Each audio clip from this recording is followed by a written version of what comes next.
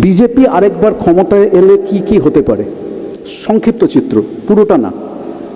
1, 2025-এ আরএসএসের 100 বছর পূর্তি, ভারতকে হিন্দু রাষ্ট্র ঘোষণা। আমি তো আরএসএসে ছিলাম, তো তাদের থেকে বেরিয়ে চলে আসার পরে গত 40 বছর ধরে আরএসএসের বিরুদ্ধে কাজ করে যাচ্ছি। RSS is a fascist organisation. They were founded in 1925, 1925 সাল থেকে আজকে 2024 সাল পর্যন্ত তারা আস্তে আস্তে ভারতবর্ষে জাল বিছিয়েছে এবং তাদের লক্ষ্য হচ্ছে ঠিক হিটলার যেমন 1930-এর দশকে জার্মানিতে ভায়োলেন্সের সাহায্যে এবং ইহুদিদেরকে এনিমি, শত্রু চিহ্নিত করার মাধ্যমে এবং গণতন্ত্রকে কাজে লাগিয়ে যেমন তারা ক্ষমতায় এসে গণতন্ত্র চিরকালের মতন ধ্বংস করে দিয়েছিল, RSS has this purpose, this sole purpose, to take advantage of democracy in India and create a perceived enemy, that is the Muslims, and then they will destroy democracy once and for all if they come back to power.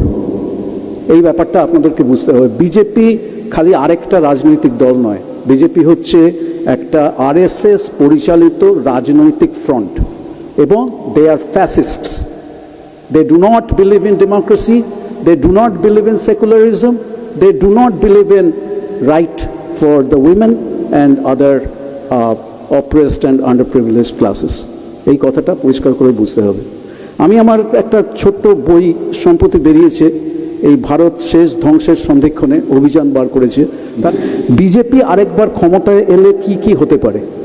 সংক্ষিপ্ত চিত্র, পুরোটা না। 1, 2025-এ আরএসএসের 100 বছর পূর্তি, ভারতকে হিন্দু রাষ্ট্র ঘোষণা। Number 2, অর্থনীতির সম্পূর্ণ বেসরকারীকরণ। নাম্বার 3, মার্কিনী মডেলে সর্বময় কর্তৃত্বে রাষ্ট্রপতি বা প্রেসিডেন্ট চালিত সরকার। 4, ইসরায়েল মডেলে সংখ্যালঘুদের প্রান্তিক শ্রেণীতে পরিণত করা এবং তাদের কর্ম ও বসবাসের স্বাধীনতা চূড়ান্তভাবে খর্ব। 5, হিন্দিকে একমাত্র জাতীয় ভাষা ঘোষণা। 6, শিক্ষা ব্যবস্থার সম্পূর্ণ হিন্দুকরণ এবং বিজ্ঞান বিরোধী কুসংস্কার এবং অপরীক্ষিত তন্ত্রমন্ত্রকে শিক্ষার পাঠ্যক্রমে বাধ্যতামূলক অন্তর্ভুক্তি। 7, নতুন আইনে রাজনৈতিক বিরোধিতা, শ্রমিক ইউনিয়ন করার অধিকার, কৃষকদের অধিকার, বাক স্বাধীনতা এবং মিডিয়ার স্বাধীনতা সম্পূর্ণ লোপ।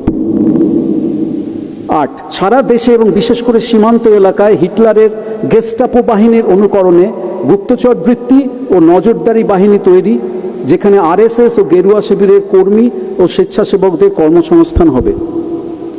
কেন্দ্রীয় সরকারের অগ্নিপথ প্রকল্প তারই জ্বলন্ত উদাহরণ। 9, বিচার বহির্ভূত হত্যা, গুপ্ত হত্যা এবং ড্রোন ও রোবট জাতীয় কৃত্রিম বুদ্ধিমত্তার সাহায্য নিয়ে বিরোধিতা, নিরঙ্কুশ কণ্ঠরোধ। 10, আমেরিকা এবং ইসরায়েল মডেলে প্রাইভেট বন্দিশালা নির্মাণ ও সম্প্রসারণ। দেশের বিভিন্ন স্থানে ইতিমধ্যেই কিছু প্রাইভেট ডিটেনশন ক্যাম্প তৈরি হয়েছে আমেরিকার মডেলে। উদাহরণস্বরূপ আসামে তৈরি বিশ্বের দ্বিতীয় বৃহত্তম ডিটেনশন ক্যাম্পে একসঙ্গে প্রায় 3000 বন্দীকে রাখা যাবে। তারপর বিনামূল্যে বা নামমাত্র পারিশ্রমিকে বিভিন্ন লাভজনক সংস্থার কন্ট্রাক্ট দিয়ে এইসব বন্দীদেরকে দিয়ে কাজ করানো হবে, ঠিক আমেরিকা ও ইসরায়েলের মডেলে। 11, নারী স্বাধীনতা এবং আধুনিক বিজ্ঞানসম্মত চিন্তাভাবনার সার্বিক ধ্বংস। 12, পাকিস্তান, বাংলাদেশ ইত্যাদি দেশের বিরুদ্ধে আগ্রাসন, অখণ্ড ভারত প্রতিষ্ঠার লক্ষ্যে। 13, জাতীয় সঙ্গীত এবং জাতীয় পতাকার পরিবর্তন। এবারে আপনারা ভেবে দেখুন কি করবেন। নমস্কার।